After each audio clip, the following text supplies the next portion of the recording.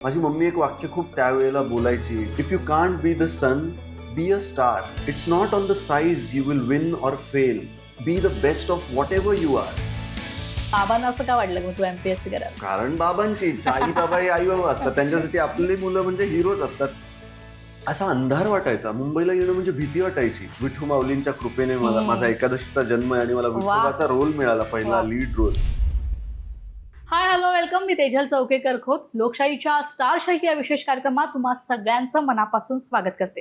तर out of syllabus हा मराठी आणि सगळ्यात वेगळ्या धाटणीचा सिनेमा लवकरच प्रेक्षकांच्या भेटीला येतोय आणि याच निमित्तानं या चित्रपटातील मुख्य भूमिका साकारणारा कलाकार अजिंक्य राऊत आज आपल्यासोबत आहे. अजिंक्य, तुझं लोकशाही मराठीमध्ये सगळ्यात आधी खूप खूप स्वागत. धन्यवाद. खूप दिवसांनी लोकशाहीमध्ये मी Yes. आलोय, बोलवलं गेलंय आणि मला खूप आनंद आहे. सगळ्यात आधी कसं आहेस मला सांग. खूप छान आहे. बरेचसे प्रोजेक्ट्स मी केलेत, बरेचसे म्हणजे 3-4 फिल्म्स ऍक्च्युली लाईनअप मध्ये आहेत. पण आउट ऑफ सिलेबस हा सिनेमा इतका युनिक आहे आणि आतापर्यंत मी केलेल्या भूमिकांपेक्षा आणि विषयांपेक्षा खूप वेगळा विषय आणि खूप वेगळ्या पद्धतीची भूमिका आहे.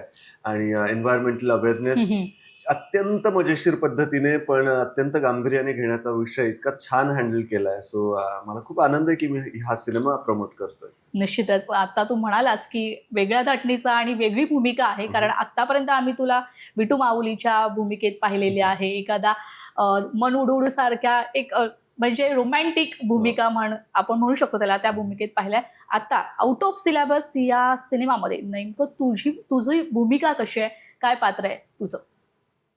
जसं की तू म्हणालीस, तुझ्या लक्षात आहे त्याचा मला आनंद आहे आणि काही प्रेक्षकांच्या पण. मी जिथे जिथे जाईन तिथे माझी ओळख बऱ्याचदा मी हा माझा 5वा सिनेमा आहे जो रिलीज होतोय, पण मी केलेल्या मालिकांसाठी मला जास्त ओळखलं जातं. सो पण सुदैवाने मालिकांमध्ये असो किंवा सिनेमामध्ये असो, मला प्रत्येक वेळी वेगळ्या पद्धतीच्या कॅरेक्टरसाठी विचारलं जातंय. म्हणजे ऐतिहासिक मला महाराजांचा सिनेमा म्हणजे महाराजांची भूमिका करता आली आहे आणि मायथो रोलमध्ये विठू माऊलींची भूमिका करता आली, किंवा मी टकाटक 2 सारखा सिनेमा केलाय जिथे एक ऍडल्ट कॉमेडी रोल होता, किंवा एक अब्रॉडला लहानाचा मोठा झालाय असा मुलगा केलाय कन्नीमध्ये.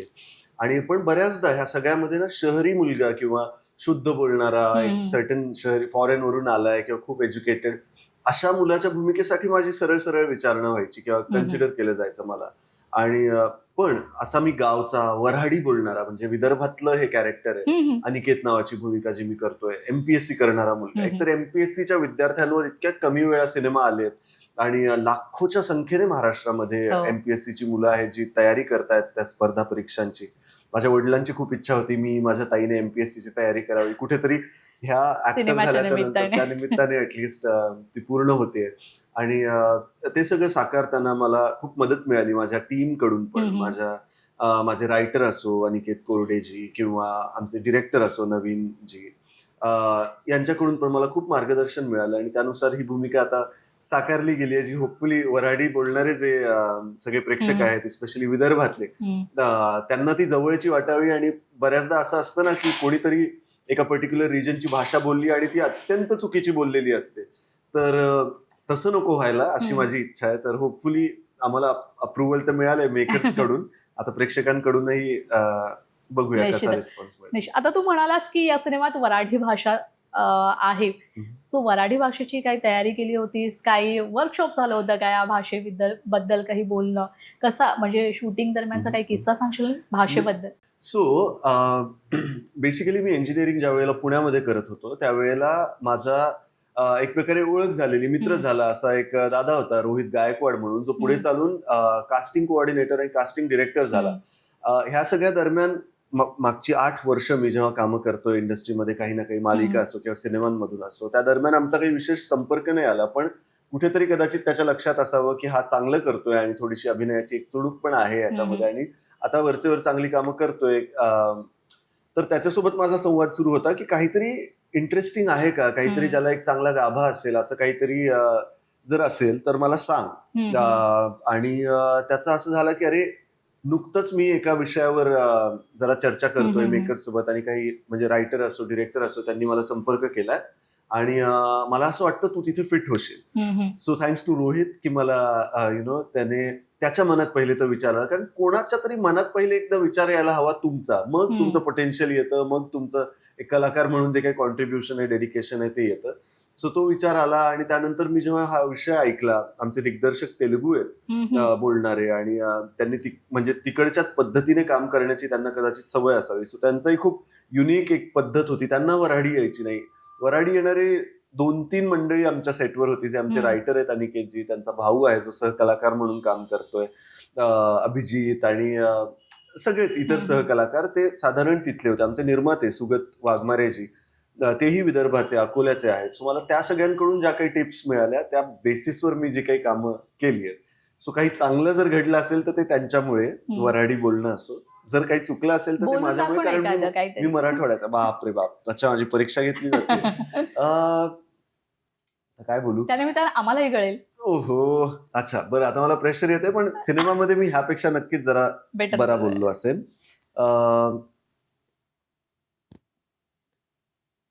Something like that. अनिकेत बोलतो की काय म्हणालीस तू, टाइमपास करायला आली ती? अरे एमपीएससी म्हणजे काय टाइमपास वाटला का तुले? एमपीएससी म्हणजे साधीसुधी गोष्ट नसते बरं, आणि एमपीएससी करणारी पोरही साधीसुधी नसते. सिगरेटच्या धुव्यावर आणि गावाच्या कट्ट्यावर आमची जवानी घालवणारी लोक नसतो आम्ही. थोर महापुरुषांच्या सान्निध्यात जात असते आमचं जीवन. Something like that. आणि तो फुल असा तिला तासतो पहिल्याच भेटीमध्ये, कारण त्याला असं कळतं की अरे शिकायला आली म्हटली आणि ही काय टाइमपास साठी आली, आणि असं. सो त्यांचं पहिलं इंटरॅक्शन, आणि मग इतर मित्र त्याला सांगतात की अरे जास्तच भारी भारी शब्द वापरले रे तू, something like that. So yes, जे माझं बॅकग्राऊंड अजिबातच नाही. मी परभणीचा आहे, मराठवाड्याचा. मराठवाडा विदर्भ आजूबाजूला जरी असलं तरी भाषा खूप वेगळी आहे, वेगळ्या प्रकारे बोलली जाते. पण ह्या दोन्ही ठिकाणी रेस्ट ऑफ द महाराष्ट्रापेक्षा मला असं वाटतं ऊन जास्त आहे, उष्णता जास्त आहे, किंवा काय म्हणतात दुष्काळ जास्त आहे. आणि जो मी लहानपणापासून पाहिलाय, म्हणजे पाणी टंचाई असो, ज्या विषयाबद्दल पण आम्ही बोलतो आपल्या ह्या सिनेमामध्ये, आणि की ज्यानुसार वृक्षतोड होतीये, ज्यानुसार हे ग्लोबल वॉर्मिंग एक प्रकारे खरं तर ह्या रिजनचाच नाही, एक वैश्विक विषय आहे. सो जो ह्या मजेमध्ये सुरुवात होते मित्रमैत्रिणींची गप्पा गोष्टी. अनिकेत जो आहे हा एमपीएससी क्रॅक केलेला मुलगा आहे, आणि पण त्याच्या पोस्टिंगवर स्टे आलाय काही पॉलिटिकल रिझन्समुळे, आणि आता तो गावामध्ये दूध विकायचं काम करतोय, गावची काही कामं करतोय, आणि ह्या मुलांना जवळच्यांना शिकवतोय पण एमपीएससी क्रॅक करायची कशी. आणि तर आत्ता जी काही परिस्थिती आहे, म्हणजे आता आय गेस एसी सुरू असून पण आपल्याला गरमी होतीये बऱ्यापैकी. बाहेर तर अवस्था अजून बिकट आहे, बिकॉज जून महिना आलाय, अजून पाऊस नाही पडलाय महाराष्ट्रात बऱ्याचशा ठिकाणी. मुंबई पुण्यातही अजून विशेष पडला नाहीये. सो बेसिकली आपण एका चौकटीत जे राहत आलोय. आता समजा तुमचंही रोजचं काम जे सुरू आहे त्याच्यामध्ये आपण जे गुरफटलोय, मी प्रमोट करतोय सिनेमा, पुढच्या सिनेमाचं शूट करतोय, ह्या एका सिलेबसमध्ये आपल्याला जे बांधलं जातं किंवा आपण बांधून घेतो, पण त्या आउट ऑफ सिलेबस काही प्रश्न भेडसावतात, काही संकट डोकावत आहेत, ज्याच्याकडे आपलं लक्षच नसतं. सो आउट ऑफ सिलेबस जो 3 जुलैला येतोय, तो सगळ्यांना एक प्रकारे एक वॉर्निंग देणारा पण सिनेमा आहे, की आपण ह्या सगळ्या मजे मस्तीमध्ये, रोजच्या प्रॉब्लेम्समध्ये, रोजच्या स्ट्रगलमध्ये, असं नाही की आपण सगळ्या मजा मस्तीच करतो, पण ह्या सगळ्या स्ट्रगलमध्ये अजून काहीतरी आउट ऑफ सिलेबस मोठं संकट येऊ पाहतंय, ज्याच्याबद्दल वेळीच आपण आधुनिकीकरणाच्या नावाखाली जी प्रगती करतोय असं आपल्याला वाटतंय, पण ती कदाचित आपली अधोगती होतीये का? आणि शेख चिल्ली जसा स्वतःचीच फांदी तोडतोय, तशी आपण फांदी तोडतोय का ह्या प्रगतीच्या नावाखाली? अशा काहीशा प्रश्नांवर परत एकदा विचार करायला लावणारा हा सिनेमा आहे, मला असं वाटतं. म्हणजे आउट ऑफ सिलेबस हे जे चित्रपटाला शीर्षक आहे ते ह्याच संदर्भात आहे असं? साधारण ह्याच संदर्भात आहे. ऑल्सो एमपीएससी करणारी मुलं खूप सारासार विचार करणारी मुलं आहेत. पुण्यामध्ये स्पेशली खूप जास्त प्रमाणात आणि खूप मेहनतीने, जिद्दीने ही वर्षानंतर प्रत्येक वर्षी अटेम्प्ट करणारी हे सगळे विद्यार्थी जे आहेत, मला असं वाटतं एका पर्टिक्युलर त्यांचं सगळ्यात मोठं स्ट्रगल जर काही असेल तर प्रश्न जे ओरल परीक्षेमध्ये असो किंवा रिटन एक्झाम मध्ये असो, पटकन आउट ऑफ सिलेबसचा काही प्रश्न येईल का हे त्यांना नक्की वाटत असेल, कारण त्यांना सगळ्यातलं सगळं माहिती असायला हवंय, सगळ्यातला सगळा अभ्यास त्यांना करता आला पाहिजे. एक प्रकारे देश चालवण्याची बुद्धिमत्ता घेऊन त्यांना त्या एक्झाम्स क्रॅक कराव्या लागतात. सो आउट ऑफ सिलेबस त्याही कारणाने आहे.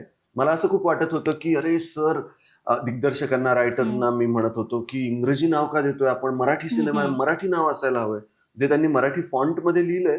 पण त्यांचं कारण हे होतं की आपले विद्यार्थी भले मराठीमध्ये शिकतायत, पण बऱ्याचदा अरे सिलेबसच्या बाहेर चालू, अरे आउट ऑफ सिलेबस काही हे तयारी करायला हवी, हे त्यांच्या काय म्हणतात मुखात बऱ्याचदा असतं. मी स्वतः इंजिनियर आहे, आमच्याही बाबतीत तेच असायचं. इन्स्ट्रुमेंटेशन डिपार्टमेंट माझं होतं आणि तेव्हा ठराविक असा अभ्यासक्रम आमचा नव्हता. सो बऱ्याचदा रेफरन्स बुक्स मधून आम्हाला करावं लागायचं. कधीही पटकन आउट ऑफ सिलेबस काहीतरी येईल ही एक भीती नक्की असते. सो तोही एक रेफरन्स आहेच विद्यार्थी दशेमध्ये असताना आउट ऑफ सिलेबसचा. आणि आयुष्यामध्ये पण खरं आयुष्यच मुळात जे घडतं, जे शिकवतं ते त्या सिलेबसच्या बाहेरच आयुष्य शिकवतं तेच आपल्याला. मी तुला आता विचारणार होती, की आता तू तेही त्याचंही उत्तर देऊन टाकलंस, की मराठी सिनेमाला आउट ऑफ सिलेबस असं इंग्लिश नाव का दिलं? ह्याच कारणामुळे की त्यांना असं वाटलं की ज्यानुसार ते साऊंड करते की आउट ऑफ सिलेबस.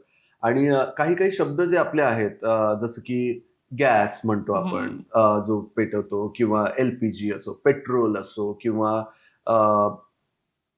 बरेचसे असे शब्द जे आपल्या दैनंदिन जीवनात ते इंग्रजी मधून आलेले असले तरी आपण खूप सर्रास वापरतो. विद्यार्थी अवस्थेमध्ये बऱ्याचदा आपण आउट ऑफ सिलेबस असं, किंवा सिलेबस आउट ऑफ सिलेबस असं बऱ्याचदा म्हणतो, असं त्यांचं म्हणणं आलं. आणि ह्यापेक्षा अजून साजेसं वाटणारं असं कुठलं नाव मीही सुचवू नाही शकलो, इतर कोणी सुचवू नाही शकलं. तर आमचं असं होतं की ठीक आहे, hands down out of syllabus हे नाव असेल. लाईक तुझ्या आयुष्यात अशी कोणती गोष्ट घडली आउट ऑफ सिलेबस असं तुला वाटते? बापरे. खरं तर इंजिनियर असताना मी इकडे येणं जे लहानपणापासून एक स्वप्नच होतं. आणि परभणीला आता तरी सोशल मीडिया वगैरेवर इतकं पाहायला मिळतं, बरेचसे इन्फ्लुएन्सर्स, कास्टिंग रिलेटेड कशी कशी प्रोसेस असते, कुठले आपले काय एक कसे इंट्रोडक्शन व्हिडिओ बनवायचे, कसे ऑडिशन्स द्यायचे, ह्याबद्दल इतक्या गोष्टी अवेलेबल आहेत की गावच्या मुलांनी पण मोबाईलवर सर्च जरी केलं ना, त्यांना त्याचं डिटेल्ड सगळं मिळून जाईल. पण असं नाही की मी खूप प्राचीन आहे, पण माझ्या वेळेला जस्ट हे सगळं बूम होत होतं सोशल मीडिया.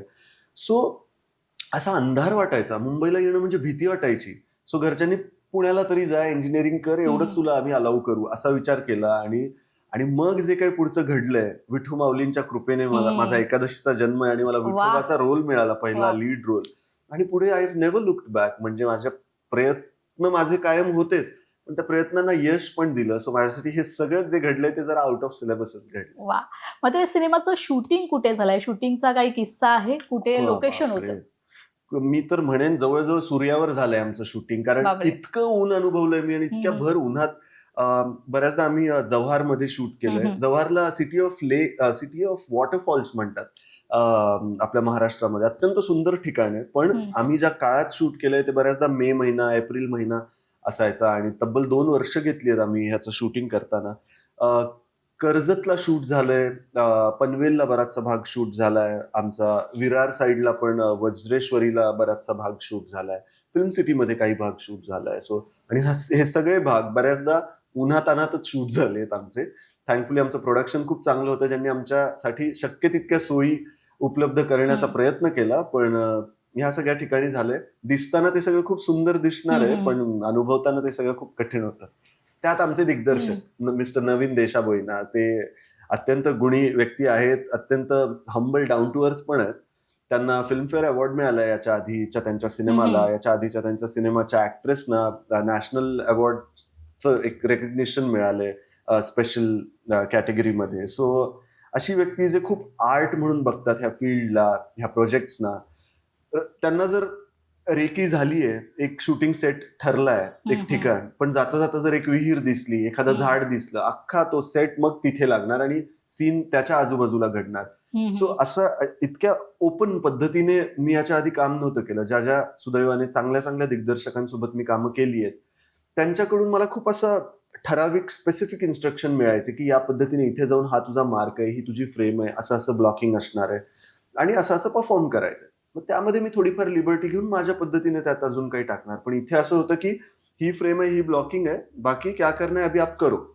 मला असं होतं करू म्हणजे काय करू, त्यांचं असं असायचं फिगर इट आउट. मग को ऍक्टर्स मध्ये हे सगळं डिस्कशन व्हायचं, मग ठरवून फिगर आउट करून काहीतरी आम्ही परफॉर्म करायचो. मग त्यातलं अनवॉन्टेड ते काढायचे, चांगलं झालं तर ते बोलायचे शूट कसं करायचं दॅट इज माय हेडेक, आणि ते त्या पद्धतीने करायचं. So it was a new experience. नव्या पद्धतीने, वेगळ्या पद्धतीने मी अनुभव घेतले. अमित, सिनेमाचा टीझर पाहिला, त्यामध्ये मिलिंद शिंदे सुद्धा आहेत. आणि मिलिंद शिंदे यांचं व्यक्तिमत्व म्हणजे एखादं कठोर आणि रागीट अशी भूमिका त्यांना व्यक्तिरेखा तशीच सूट होते. आणि मला वाटतं तशीच त्या सिनेमात देखील आहे. त्यांच्याबरोबरचा अनुभव कसा? खरं तर मला त्यांना एकतर ते खूप सटल काम करणारे, खूपच कमी बोलणारे असे व्यक्ती आहेत. आणि on the other hand Kamlesh Sawantji, ते स्वतः पण अत्यंत प्रभावीपणे काम करणारी व्यक्ती आहेत. पण त्यांचा खूप बोलका आणि असा स्वभाव आहे. आणि दोघांचं अत्यंत चांगली फिल्मोग्राफी आतापर्यंत राहिली आहे. सो शिकायला खूप सारं मिळालं. मिलिंद शिंदे सरांना खरं तर मला एखाद्या प्रेमळ किंवा अशा व्यक्तिरेखेत पण पाहायला मिळेल, कारण ते पाहायला आवडेल. पण कारण ते खूप उत्तम कलाकार आहेत आणि तसं बघायला मला एक प्रेक्षक म्हणून खूप आवडेल किंवा त्यांचा फॅन म्हणून. पण इथे त्यांची व्यक्तिरेखा अगेन जरा स्किन क्रॉलिंग आहे असं मी म्हणायला हरकत नाही. आणि गावच्या पॉलिटिकल सिच्युएशन मध्ये इन्व्हॉल्ड असलेले, स्वतःच्या मुलाला पुढे करणारे अशी व्यक्तिरेखा त्यांनी साकारली आहे. आणि मला ऑफ स्क्रीन ऑन स्क्रीन खूप काही शिकायला मिळाले त्यांच्याकडून. सो त्या सटल पद्धतीने खूप व्यक्त न होता डोळ्यामधून कसं परफॉर्म करायचं, हे सगळं मला तिथे प्रत्यक्षात पाहायला मिळालं. माझे सीन्स आहेत काही त्यांच्यासोबत, तर ते पण खूप मजेशीर होते आणि महत्वाचे होते माझ्यासाठी. खरं तर या सिनेमात एमपीएससीच्या विद्यार्थ्यांच्या ज्या समस्या पण दाखवण्यात आलेल्या आहेत ना, सो तू स्वतः जवळून अनुभवले असतील की एमपीएससीच्या विद्यार्थ्यांना कोणकोणत्या संकटही देखील आपण म्हणू शकतो की ते समस्या पार कराव्या लागतात. म्हणजे एक्झाम क्रॅक झाली तर त्यानंतर पोस्टिंगसाठी प्रॉब्लेम, ह्या सगळ्या गोष्टी तू पाहिल्या असतील. तर हा सिनेमा खरं तर एक विद्यार्थ्यांना आणि पालकांना एखादा संदेश देऊ शकतो. 100%. आणि बऱ्याचदा आपण ते काय चमत्कार दाखवल्याशिवाय नमस्कार करत नाही असं म्हणतात ना. सो त्यांचे ते सगळे अटेम्प्ट सुरू असताना कदाचित घरच्यांकडून, मित्रांकडून, त्यांच्या स्पाउसेस कडून किंवा जे काही गर्लफ्रेंड्स बॉयफ्रेंड्स त्यांचे असतील त्यांच्याकडून पण बऱ्याचदा डाऊट घेतले जात असणार. आणि माझ्या मामाने स्वतः एमपीएससी क्रॅक केली आहे. मिस्टर अभिजित खंडागळे त्यांचं नाव. आणि त्यांच्या जवळच्या मित्रांनी पण एमपीएससी क्रॅक करून, युपीएससी पण क्रॅक करून वेगवेगळ्या पोझिशन्सवर ते लागलेत. आणि हा प्रवास मी त्यांचा खूप जवळून बघितलाय. छोट्याशा खेडेगावात टेंभुर्णी नावाच्या एका जागी खूप मेहनत करून शिक्षक म्हणून काम करत असताना त्याने ज्यानुसार मेहनत घेतली आणि ती क्रॅक केली एक्झाम, पेपरमध्ये त्याचं नाव आलं होतं. आणि त्या सगळ्या वेळेला ते क्रॅक केल्याच्या नंतर सगळे सेलिब्रेट करायला असतात. त्यामध्ये पण जर काही वरच्या पॉलिटिकल डिसिजन्समुळे स्टे आला त्या पोस्टिंगवर, तर काय त्यांची अवस्था होत असेल की इतक्या अटेम्प्ट नंतर जर त्यांनी ती क्रॅक केली आणि ते डिझर्व करतायत. आणि जेव्हा पोस्टिंगवर स्टे येतो तेव्हा काय डेव्हस्टेटेड फिलिंग असेल, किंवा परत आपापल्या गावी जाऊन ती गावची कामं करा, सर्व्हाइव्ह करा, स्टे कधी हटेल तोपर्यंत वाट पहा, हे सगळं आय थिंक खूप खूप डेव्हस्टेटिंग असणार. आणि हॅट्स ऑफ आहेत जे करतायत हे. म्हणजे पुढे जवळजवळ अंधार दिसत असताना इतका स्वतःवर विश्वास ठेवून, स्वतःच्या अभ्यासावर विश्वास ठेवून चिकाटीने ते हे करतात. कमाल आहे. So hats off to them. निश्चित. अजिंक्य, आता तुझ्या प्रवासाबद्दल मला जाणून घ्यायला आवडेल. खरं तर तुझं बालपण कुठे होतं, कसं गेलं आणि कशात मन रमायचं बालपणी तुझं? सो मी खूप कुटुंबप्रेमी असा व्यक्ती आहे. अनफॉर्च्युनेटली मला फॅमिलीपासून दूर इथे राहावं लागतं. पण फॉर्च्युनेटली आता मी जरा ठीकठाक कामं केल्यामुळे आता फॅमिली रेग्युलरली मला भेटायला येते, माझ्या सोबत असते, मी फॅमिलीला भेटायला जाऊ शकतो. पण बालपण माझं महाराष्ट्रात मराठवाड्यामध्ये गेलंय. काही काळ मी बीड जिल्ह्यात राहिलोय, जे माझं जन्मगाव आहे. काही काळ मी त्याच्या जवळच्याच पाटोदा नावाच्या तालुक्याला राहिलोय, जिथले माझ्या आयुष्यातले सगळ्यात सुंदर क्षण जर कुठले असतील तर तिथे आम्ही साजऱ्या केलेल्या दिवाळी असो, वेगवेगळे सण असो, तिथे आहेत. मी परभणीमध्ये खूप काळ राहिलोय. आणि छत्रपती संभाजीनगरमध्ये मी जवळजवळ 6 वर्ष राहिलोय. आणि ह्या सगळ्या ठिकाणांवर मी लहानाचा मोठा झाल्यामुळे मला इतका अभिमान आहे की तिथले लोक खऱ्या अर्थाने काय म्हणतात, जास्त संपन्न आहेत मला असं वाटतं. इतक्या कमी लिमिटेड मीन्स मध्ये ते जगतायत, पण तरीही शेजारी काय घडलंय, शेजारी काय सुरू आहे, ते जर कुठल्या संकटात असतील तर पटकन जाऊन विचारणं, कोणी आपल्यावर काही प्रॉब्लेम आला, शेजारी काय बनतंय खायला पासून सगळ्या गोष्टी माहिती असतात. इथे मुंबई पुण्यामध्ये जी माझी कर्मभूमी आहे, ज्याने मला सगळं काही दिलंय, पण बऱ्याचदा इतका एकटेपणा येऊ शकतो. आणि थँकफुली माझं बालपण तिकडे गेल्यामुळे खूप मटेरियल गोष्टींमध्ये इंटरेस्ट माझा नाही. किंवा शाळांमध्ये, ट्युशन्समध्ये असा विचार नव्हता की अरे तुझ्या वडिलांकडे कोणता फोन आहे, तू कोणत्या गाडीमध्ये येतोस, तू कुठल्या कपड्यांमध्ये कुठले ब्रँड्स वापरतोस. ह्या मटेरियल गोष्टींपेक्षा तुझ्यात कोणते गुण आहेत, तुला किती मार्क्स मिळाले, तू स्टेजवर काय केलंस, तुझ्यात अजून कोणत्या कोणत्या कला आहेत, त्याबद्दल जास्त अप्रिसिएशन होतं आणि त्यावरून तुमची पोझिशन होती. सगळे पायी यायचे, सायकलवर यायचे. पण इथे जेव्हा माझे काही कझिन्स लहानाचे मोठे होताना मी पाहिलेत, त्यांचे काही जवळचे मित्रमैत्रिणी, तेव्हा त्यांचं जास्त चर्चा कोणता मोबाईल आहे, कोणते कपडे घालतो, अजून काय कोणत्या गोष्टी आहेत, कोणते खेळणे आहेत, ह्या मटेरियल गोष्टींवरून तुमचं स्टेटस किंवा मैत्री ठरते, असं मी बऱ्याचदा पाहतो. प्लस सोसायटीजमध्ये राहताना शेजारी पाजारी कोण आहे, काय घडतंय ह्याबद्दल काही चर्चा होत नाही. तर ह्या दोन गोष्टींमध्ये मला तफावत वाटते. जो एकजूटपणा आहे गावी, तो कुठेतरी इथे मला मिसिंग वाटतो बऱ्याचदा. मगाशी तू म्हणालास की तुझ्या वडिलांची पण इच्छा होती की तू सुद्धा एमपीएससी करावास, म्हणजे प्लॅन बी होता काही असा एमपीएससी वर? Plan B तू तर माझा अभ्यासात कसा होतास? बऱ्यापैकी चांगला होता असं मी म्हणेन. अगदीच टॉपर होतो असं नाही मी म्हणणार. पण बाबांना असं का वाटलं की मग तू एमपीएससी करावी? बरं, कारण बाबांची इच्छा, आई बाबा हे आई बाबा असतात, त्यांच्यासाठी आपली मुलं म्हणजे हिरोच असतात. ते सगळ्यातलं त्यांचा सगळं करू पाठिंबा होता शकतात. तुझा ह्या क्षेत्रासाठी? सगळ्या गोष्टींमध्ये पाठिंबा, म्हणजे कायम होकार देणारी व्यक्ती म्हणजे माझे वडील आणि कायम पाठिंबा देणारी व्यक्ती म्हणजे माझी आई. म्हणजे माझं इतकं भाग्य आहे आणि त्यांच्यामुळे आज मी इथे, त्यांच्यामुळे मी स्वप्न पाहायला शिकलो की आपण कुठूनही असो, आपण काही आपलं बॅकग्राऊंड असो, काही आपल्याला येत नसो. मी म्हणजे भाषा पण बोलायचो मराठी, ती आलतो गेलतो ही परभणीची, आणि जी अत्यंत सुंदर भाषा आहे, म्हणजे खूप लोभस प्रेमळ अशी भाषा आहे, पुस्तकी नाहीये. पण इथे येऊन मला ही जी भाषा शिकणं असो वगैरे, घरच्यांचं असं असायचं, तू ठरवलंस ना मग तू शिकशील. कोणी सांगितलंय की ती शिकता नाही येणार? कोणी सांगितलंय आपण करू नाही शकणार? त्यांच्यासाठी मी सगळ्यात देखणा, सगळ्यात डिझर्विंग, सगळ्यात असा, जे सगळ्याच आई वडिलांसाठी असतो. बट ज्या मार्मिक पद्धतीने माझे आई वडील सांगतात जेव्हा कोणत्या मी प्रॉब्लेम मध्ये असेल, माझं खूप भाग्य आहे आणि मी मग स्ट्रॉंगली पुढे कामं करू शकतोय. पण साधारणपणे तुला अशी स्वप्न कधीपासून पडू लागली की कोणत्या वयात पडू लागले की आता मला हिरो व्हायचंय, मला या क्षेत्रात काम करायचंय? मी सांगू, हिरो व्हायचंय असापेक्षा मला अभिनेता व्हायचा हा विचार जास्त होता. परफॉर्म करायचा हा विचार जास्त होता. माझ्या आजोबांचं खरं तर स्वप्न होतं आणि खूप लहान, म्हणजे जेव्हापासून मला कळतंय, कुठलं तरी गाणं लागलं, डान्स करायला लाग, काहीतरी बोलायला लाग, वेगवेगळी गाणी पाठ करून किंवा वेगवेगळे डायलॉग पाठ करून ते रिपीट करायला लाग, हे माझं लहानपणापासून होतं. म्हणजे अगदी हॅरी पॉटर पासून ते सगळ्या सिनेमांमधले ते डब्ड व्हर्जन मी ऐकायचो आणि त्याचनुसार बोलायचो. वेगवेगळे टीव्ही शोज पण मी जेव्हा पाहायचो. पण स्पेशली माझे आजोबा म्हणायचे की असं मी अंगणात वगैरे नाचत असेल छोट्या अशा गावी पाटोद्याला वगैरे, तेव्हा ते म्हणायचे की टग्या तुला इथे नाही नाचायचंय, तुला बुगी उगीत जायचंय, टीव्हीत जायचंय. सो मला सबकॉन्शियसली असं झालं की अच्छा, हा जो काही छोटासा टीव्ही आहे आपल्याकडे, ह्याच्यात जाणं पण एक काहीतरी स्वप्न असतं. आणि मग मी ते अजून आवडीने बघायचो की अच्छा, बाबांचं स्वप्न आहे, मग मलाही करण्याची संधी मिळू शकते. आणि असं होतं सबकॉन्शियसली, हा मी तर ऍक्टरच बनणार. ते मला कधी कोणी निगेटिव्ह केलं नाही. त्यांना पण कॉन्फिडन्स होता की हा तर ऍक्टरच बनेल. नशिबाने मी तोंडघशी पडलो नाही आणि देवाने मला त्याचं यश दिलं एका निश्चित. अर्थी, आणि मी बनू शकलो ऍक्टर. निश्चितच. म्हणजे परभणीवरून मुंबईमध्ये येणं आणि टिकणं हे देखील महत्वाचं आहे. आणि पहिली ऑडिशन तुला आठवते का? कधी, कुठे दिली होतीस आणि लगेच सिलेक्शन झालं होतं का रिजेक्शन्सला सामोरं गेला होतास? बापरे बाप! शेकडो रिजेक्शन्स, म्हणजे शेकडो रिजेक्शन्स. मग पुण्यावरून मी मुंबईला येणं जाणं करायचो. बऱ्याचदा बसने यायचो ऑफकोर्स, आणि अडकून राहायचो मुंबई पुणे हायवेवर, जुन्या मुंबई पुणे हायवेवर बसमध्ये. तिथे असाइनमेंट्स कम्प्लीट केलेत मी अडकल्यावर कधी कधी, आणि स्वप्न पाहिलेत खूप. मॉलमध्ये जाऊन कपडे बदलून, इथे इनऑर्बिट मॉल झालं, इन्फिनिटी मॉल झालं, ह्या सगळ्या मॉल्समध्ये मी सर्रास आलोय. त्या वॉशरूम्समध्ये वगैरे जाऊन मेकअप जसा जमतोय तसा, ते प्रोडक्ट्स बद्दल काही माहिती नाही. पुण्यावरून मुंबईला आलं की इथलं इतकं ह्युमिड वातावरण की सगळं धुवून जायचं मेकअप, आणि पण तरी पण हा विचार करून की नाही आपण करू.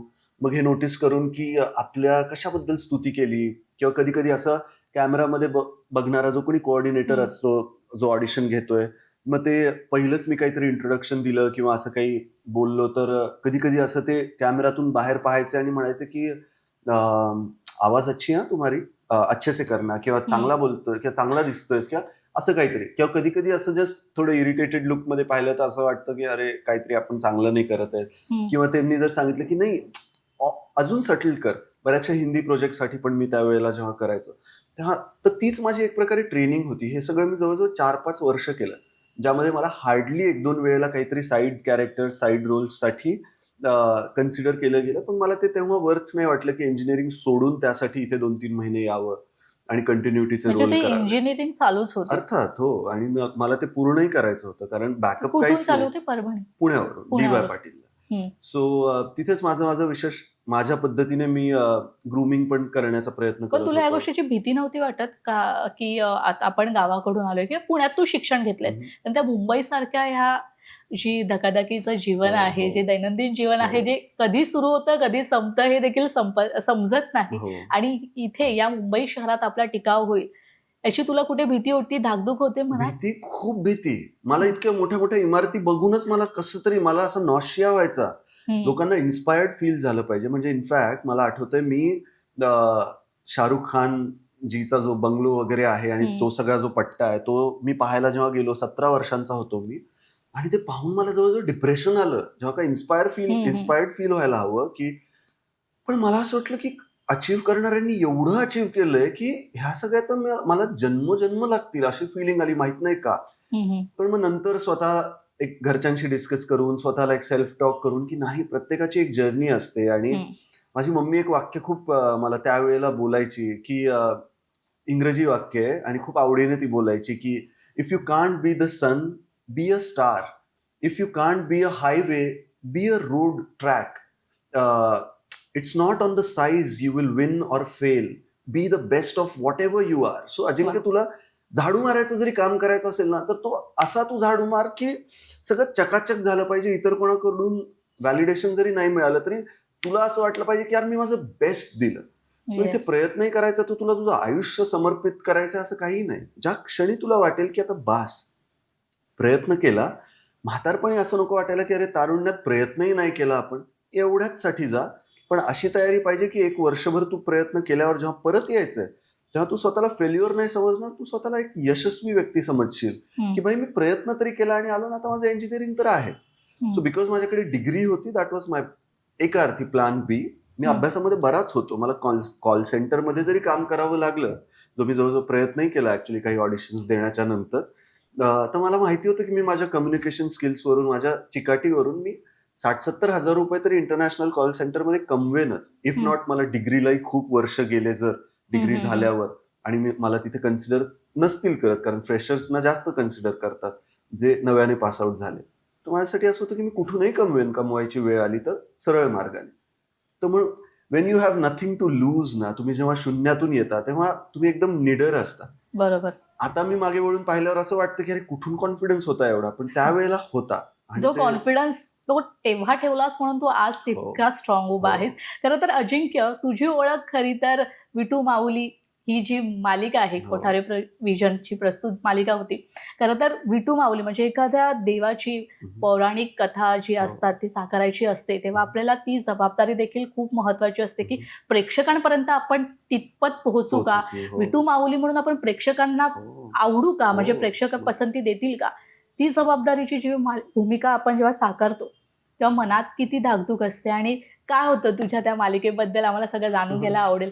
खूपच जास्त धाकधूक. म्हणजे एकतर तिथली भाषा, मी म्हणालो मी परभणीचा, आणि मी पुण्याला जेव्हा आलो तेव्हा मला इतकं त्या आलतो गेलतो आणि माझ्या ह्या बोलण्यावर इतक्यादा हसलं गेलं जवळच्या काही मंडळींकडून, किंवा मी ऑडिशनला पण गेल्यावर एक नकळत एक हसणं किंवा थोडंसं हिणवणं असतं ना, त्या ठिकाणचा तो गोडवा आहे. पण तरीही सो मी त्या गोष्टीबद्दल खूप फाईट करत बसण्याऐवजी, डी.वाय. पाटीलला खूप आउट ऑफ महाराष्ट्राची मुलं असायची, सो हिंदी भाषिकच जास्त होते. सो मी तिथे हिंदीतून बोलायचो. इंजिनिअरिंगचं इंटरव्ह्यूज क्रॅक करण्यासाठी इंग्रजी शिका, हा एक अट्टहास असायचा तिथे.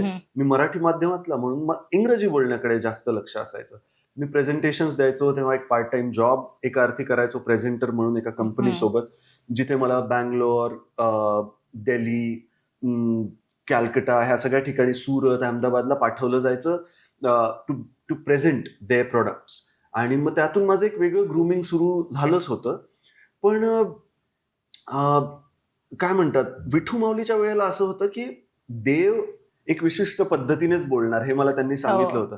आता माझं वजन जवळजवळ एक 72 वगैरे आहे, त्यावेळेला मी 62 काय म्हणतात वेटचा होतो, वजनाचा, आणि एकदम स्किनी. मग त्यांचं असं म्हणणं असायचं की अरे ही विश्वाची माऊली इतके लहान नाही दिसू शकत, त्यात मी मराठवाड्याचा. सो मला माझ्यासाठी ती गांभीर्याने घेण्याची गोष्ट होती, कारण विठोबा किती जवळचा तसा प्रत्येकाला जवळचा.